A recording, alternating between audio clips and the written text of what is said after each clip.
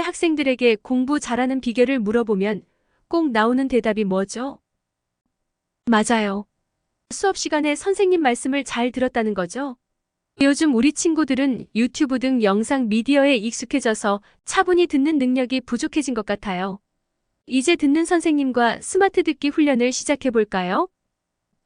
잘 듣고 문제에 대한 정답을 댓글로 적어주세요. 제목, 꿈은 왜 꾸는 걸까요? 우리는 하루 일과를 마치고 피로를 풀기 위해 매일 6시간에서 8시간 정도 잠을 자는데요. 잠을 자는 동안 우리는 꿈을 꿉니다. 꿈 속에서 하늘을 날아다니기도 하고 누군가에게 쫓겨 도망다니기도 했던 경험은 누구에게나 한 번쯤은 있을 거예요. 그런데 꿈은 왜 꾸는 걸까요? 이번 시간에는 꿈을 꾸는 이유에 대해서 알아보도록 해요. 문제 1번. 이번 시간에 무엇에 대해 알아본다고 했나요?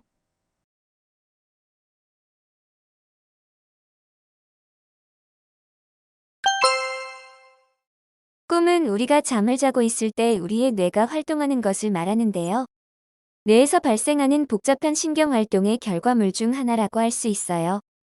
꿈의 내용은 정말 다양한데요. 현실과는 전혀 다른 내용일 수도 있고, 현실과 비슷한 내용일 수도 있답니다. 꿈이 왜 발생하는지에 대해서는 여러 가설이 제기되었지만, 아직까지 확실한 답은 없어요. 그러나 대부분의 연구 결과에 따르면, 꿈은 다음과 같은 이유로 발생할 수 있다고 해요. 문제 2번. 꿈은 어떤 활동의 결과물 중 하나라고 할 수 있나요?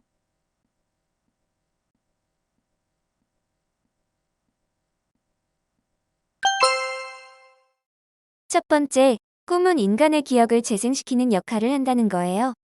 우리의 뇌는 하루 동안 많은 일들을 경험하고 배우게 되지요. 학교에서 배우는 것, 친구들과 놀거나 가족과 대화하는 것, 텔레비전이나 책을 보는 등 다양한 경험들이 뇌에 저장된다고 해요. 이 모든 경험과 정보들은 뇌 안에 저장되어 어떤 특별한 의미를 갖게 된다고 하네요.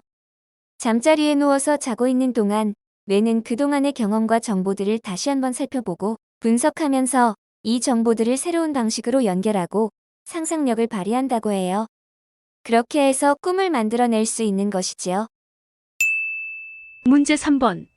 꿈을 꾸는 이유에 대한 첫 번째 가설에서 우리가 자는 동안 뇌는 무엇과 무엇을 다시 살펴보고 분석하면서 이를 새로운 방식으로 연결하여 꿈을 만들어낸다고 했나요?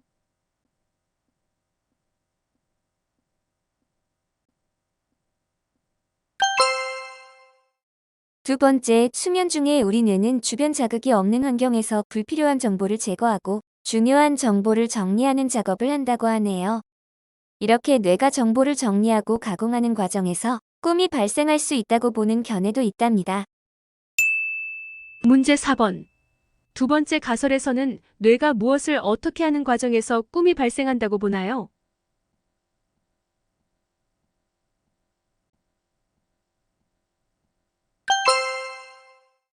세 번째, 꿈은 때로는 사람의 내면에서 발생하는 심리적인 요인에 의해 발생할 수도 있다고 하네요. 예를 들어 스트레스나 불안감, 두려움 등이 꿈의 형태로 나타날 수도 있다는 거예요. 꿈을 꾸는 동안 우리의 뇌는 우리가 겪고 있는 스트레스를 해소하고 마음을 편안하게 해준다고 해요. 문제 5번. 다음 문장이 맞으면 O, 틀리면 X를 적어주세요. 세 번째 가설에 의하면 꿈은 스트레스나 불안감 같은 심리적 요인에 의해서도 발생할 수 있다.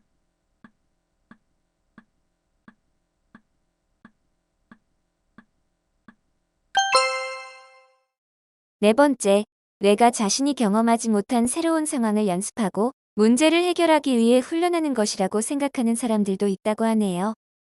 현실에서 불가능한 상황이나 평소에 경험하지 못한 새로운 상황을 만들어내고 이를 통해 실제 상황에서 어떻게 대처해야 하는지 학습하려고 한다는 거예요. 아직까지 완전히 밝혀지지 않은 부분이지만 꿈은 인간의 삶에 매우 중요한 역할을 하는 것으로 알려져 있어요. 꿈을 통해 창의력이 증진되며 스트레스도 해소하고 더 나은 삶을 추구할 수 있다고 하니 우리 친구들도 꿈을 통해 많은 경험을 하길 바랍니다. 문제 6번.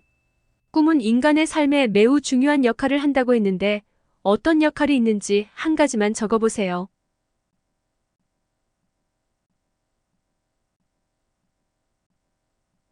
오늘의 훈련은 여기까지예요. 우리 친구들 모두 잘 듣고 문제에 대한 답을 댓글로 적어보았나요?